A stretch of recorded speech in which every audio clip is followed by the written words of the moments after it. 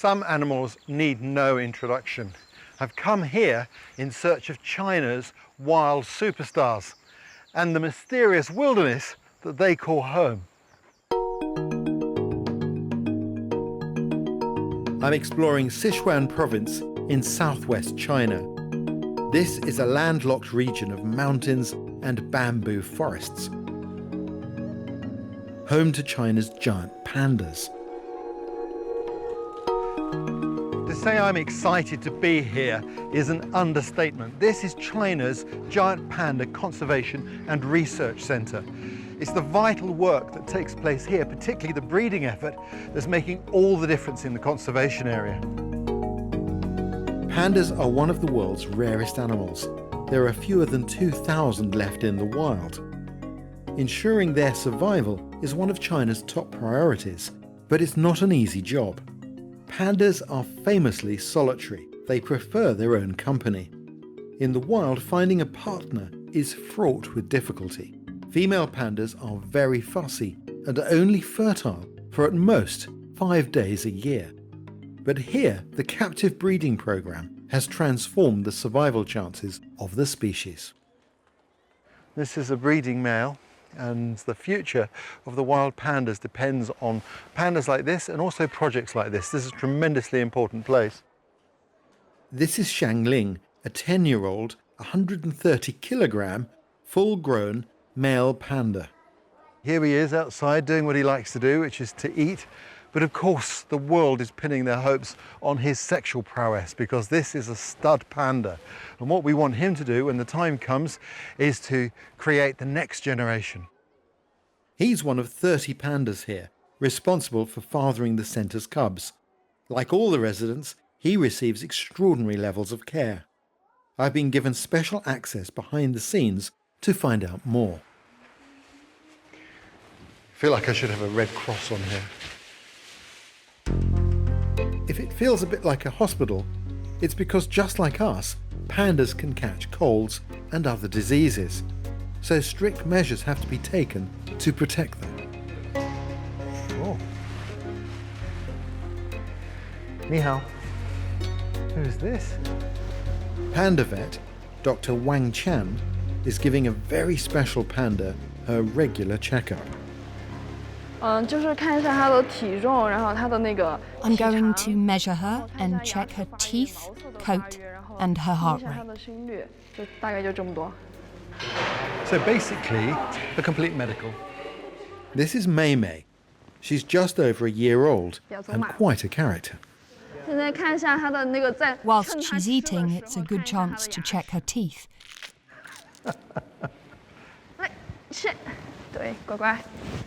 She's clearly enjoying herself, clowning around with the vet team.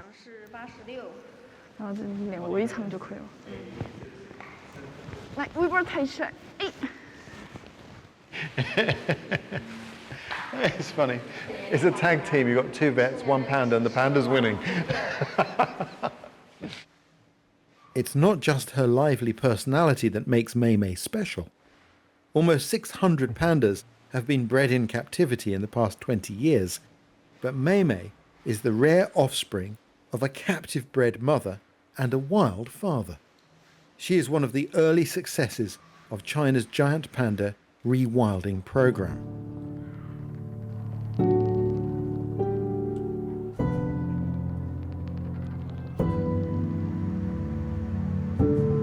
Pandas are possibly the world's most difficult creature to breed, whether in captivity or in the wild, which accounts in some way for their rarity.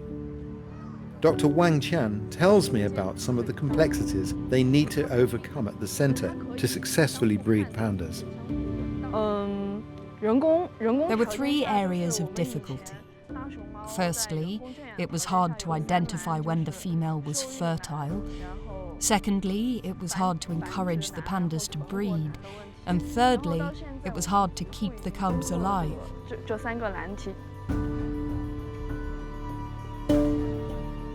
Female pandas are only fertile for a handful of days a year. 大概也就是2天左右，两次。 If we let them mate naturally, there is only about a 2 to 4 day opportunity. 然后，如果说是让动物自身进行交配的话， In the wild, the solitary female attracts a male by calls and scents. Here, the centre tries to encourage them. 就是我们有一个专门的，就是下面有一个 The 反应 breeding 语 zone 它 is specially 它的那种 designed to 场 enable 地 the 就 pandas 是 to mate with 比较 each 适 other. 合用于就是公的大熊猫和母的大熊猫进行交配。 The panda breeding centre has 2 rooms for the male and female pandas, separated by a gate. If they appear interested in each other, the gate is lifted and hopefully the pair will mate successfully. But panda partners are picky, and these solitary animals are not always compatible. So to begin with, there's a gate between them. That gives them a chance to get to know each other. 对对对。 So 它 in 如果 an 就是你 unfortunate 把那个门 situation, 打开 if you 之后 opened the 它们 gate in the middle 如果就是两 and 个 found the 亲戚 pandas were 两 not 两 interested 亲戚 in 接 each 触的 other, 时 they 候 may 它们 start to 可能 fight. 的话它们可能 If that happened, you have to separate them and shut the gate. People are like that too. 对。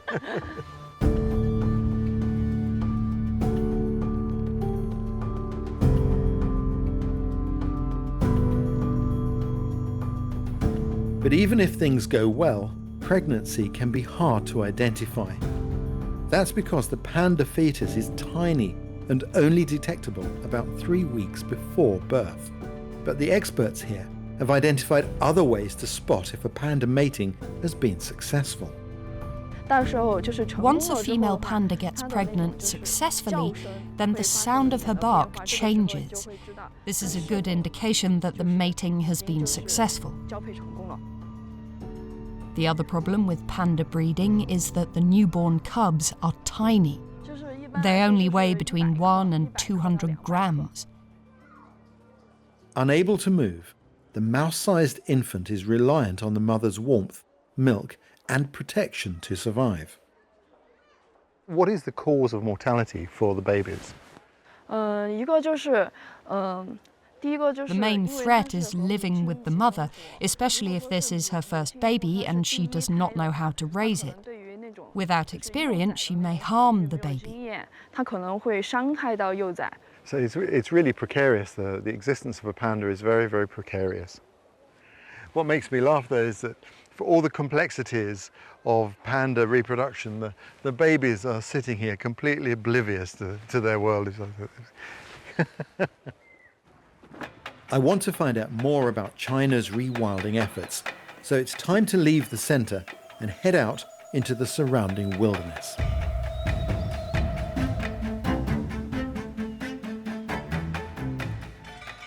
Now, until recently, pandas were critically endangered. They're still very rare today. China has just under 2,000, but 2/3 of them are found in the wild here in Sichuan province. I can't wait to explore the area. I'm heading to a place that's on the front line of China's rewilding effort, deep in the heart of wild panda territory. This is where captive bred pandas are being released back into the wild to breed with the wild panda population. This country feels like it holds a secret. This is Longxihongkou National Conservation Area. It's steep, misty clad mountains, bamboo stands and forest. It's really exciting.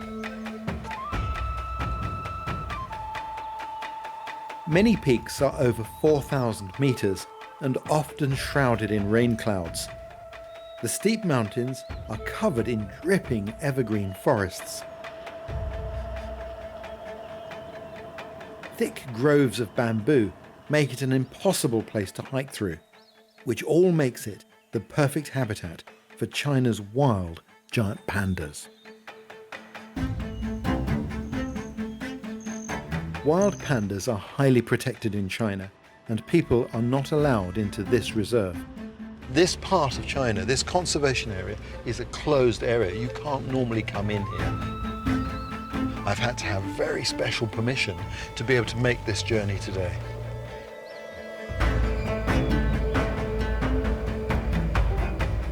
And even with a driver who knows the route, this is a difficult journey. The valley is often cut off by bad weather, and the only road in is regularly closed by torrential flooding. In addition, China is one of the world's most earthquake-prone countries, and this region is a highly active seismic zone. In fact, the only people who live in this valley are a small team of rangers who've dedicated themselves to the conservation of the wild giant panda.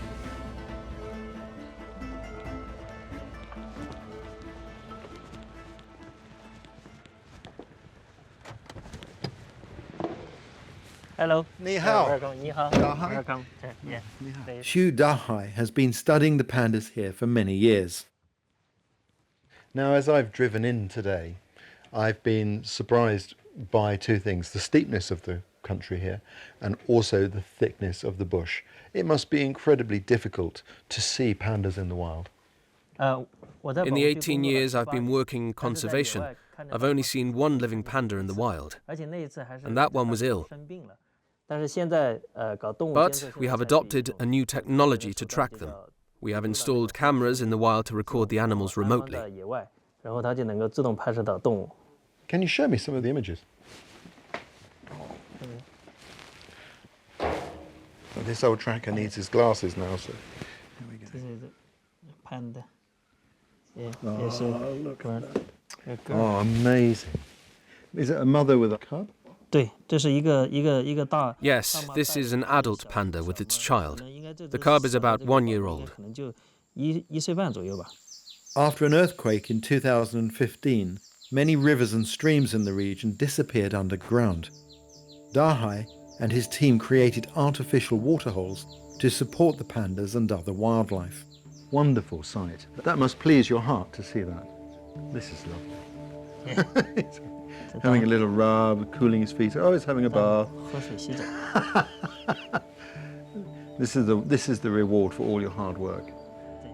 There are 10 wild pandas living in this national park.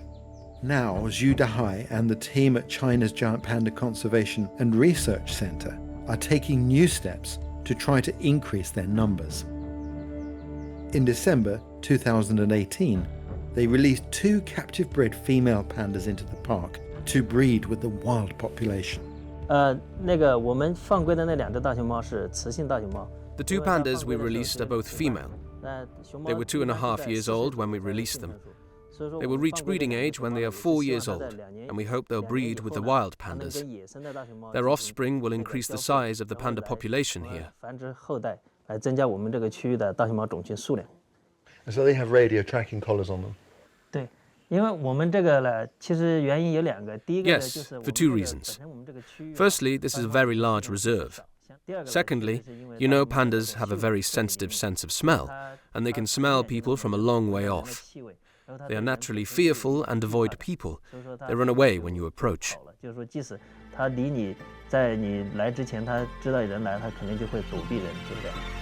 The radio collars enable Dahai to keep track of his precious new arrivals. Every day he goes out into the wild to locate them. Well, I think we should go and have a look. Okay. Okay. And today I'm joining him.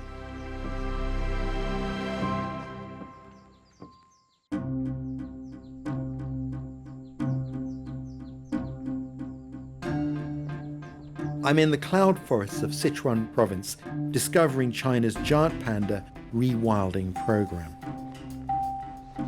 Every day, Ranger Xu Dahai and his team trek into the wilderness to locate the signal from 2 captive-bred pandas they released here last year. The rangers normally go out in 3-man teams.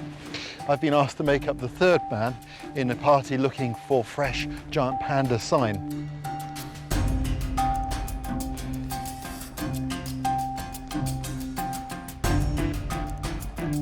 But tracking them is not an easy task.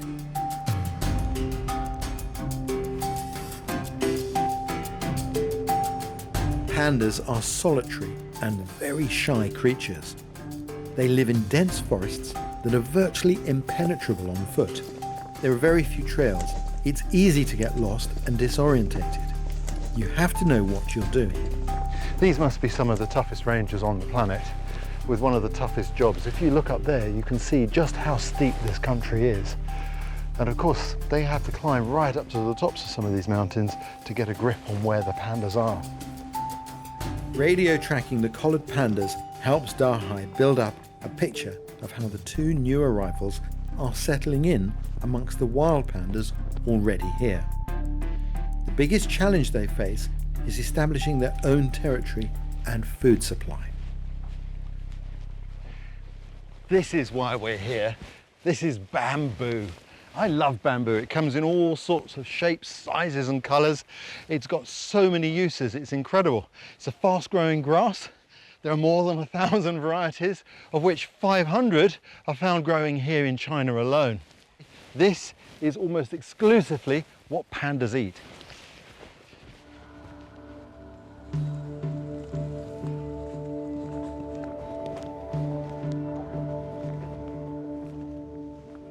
A panda must eat almost a third of its body weight every day, so bamboo forests like this are a critical habitat for wild pandas.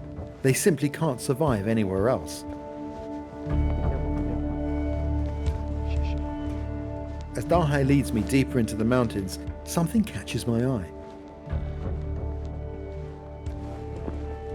Dahai, what live in here? Could something live in here? We created this. So you made this? This was used by wild pandas. We've improved it to offer more protection to a newborn baby in case a panda gives birth here. And that's why you have the trail camera here as well? Yeah. Yeah, interesting. The trail takes us even deeper into the forest. I think you can see how dense this woodland is, this bamboo thicket. Trying to see any sort of animal in here, if you see anything, it's going to be a fleeting glimpse. It's like someone's turned off the sun. And this is where I spot unmistakable signs of the region's special residents.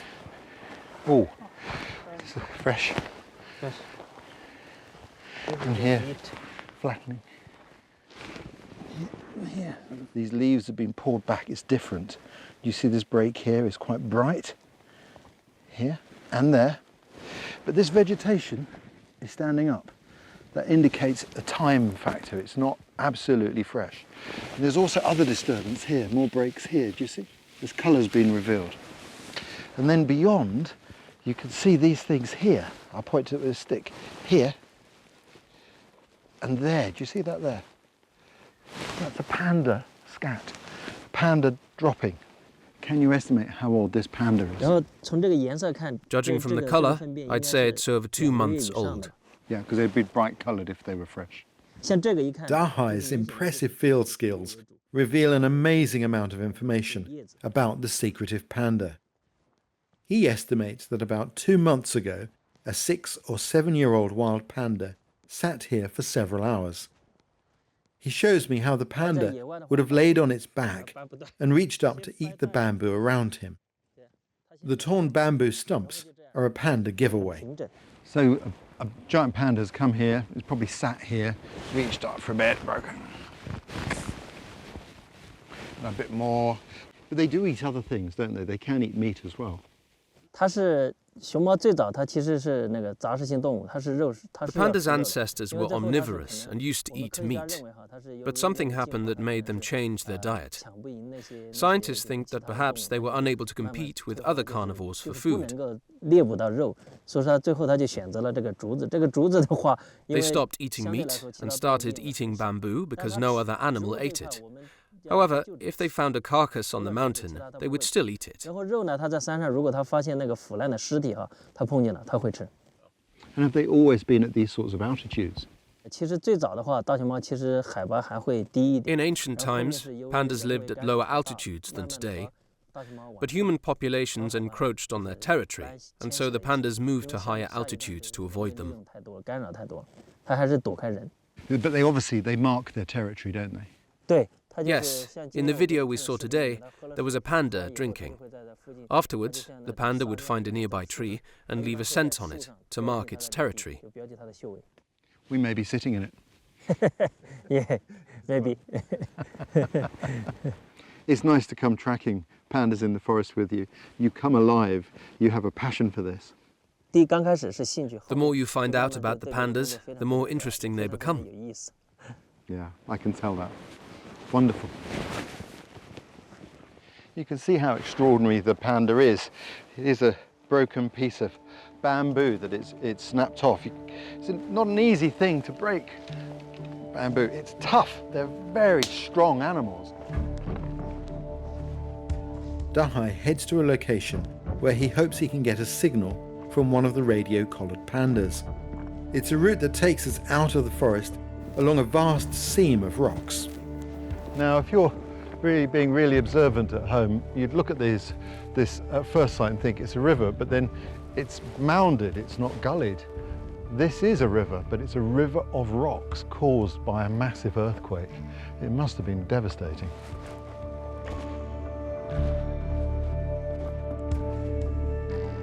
This giant gash through the forest is one of the few spots where Dahai might pick up a radio signal. Every day the rangers go out with their radio tracking equipment to try and locate the pandas that have been released because they have the collars on.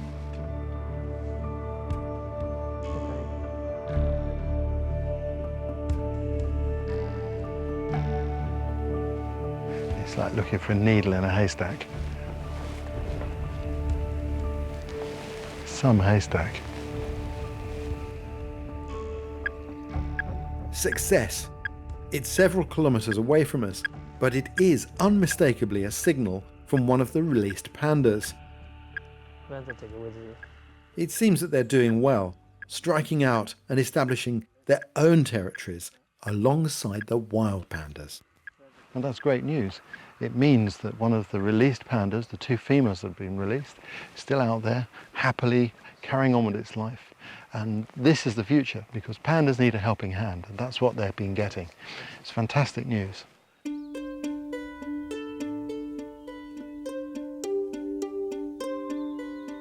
With any luck in the years ahead, the two radio-collared pandas will breed with the wild pandas here.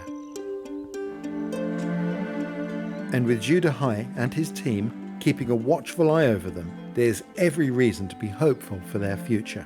I can't tell you how exciting it is to be here in panda territory and to have found absolute empirical proof that there are wild giant pandas here. This is just one of China's 67 panda reserves. A new China National Panda Park is planning to create wildlife corridors between the reserves to allow the pockets of pandas to interbreed. It's an exciting prospect, although I've seen for myself how tough this country is. So I'm returning to the Giant Panda Conservation and Research Centre to find out more about how captive-bred pandas are prepared for life in the wild. And I'm just in time for breakfast.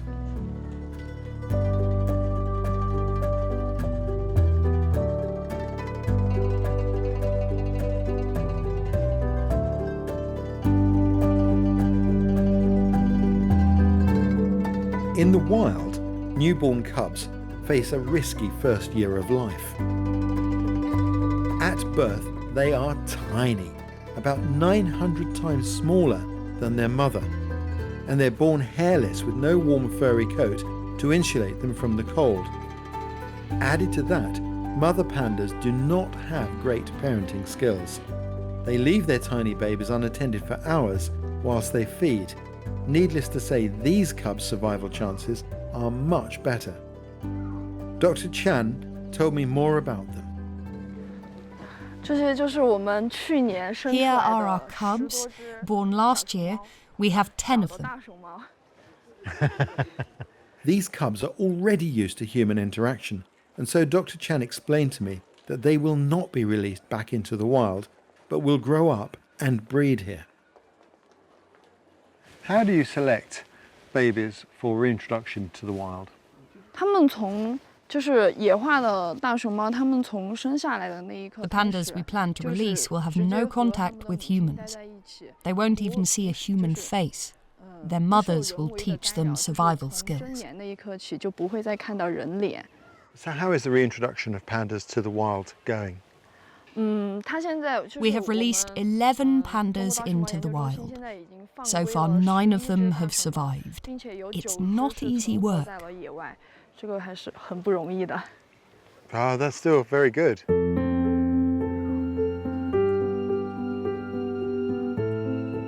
After breakfast, it's playtime. A group of pandas is called an embarrassment of pandas, but not these cubs. They couldn't be more unconcerned. Who could be failed to be moved by young pandas there? And of course they're a success story in conservation, not a story that's finished. There's a huge amount of work still to be done, but there's something that China can be really proud of. An icon species for their nation, but of course the panda is so much more. If we as a species can ensure their survival for the future, there's hope that other animals will survive too.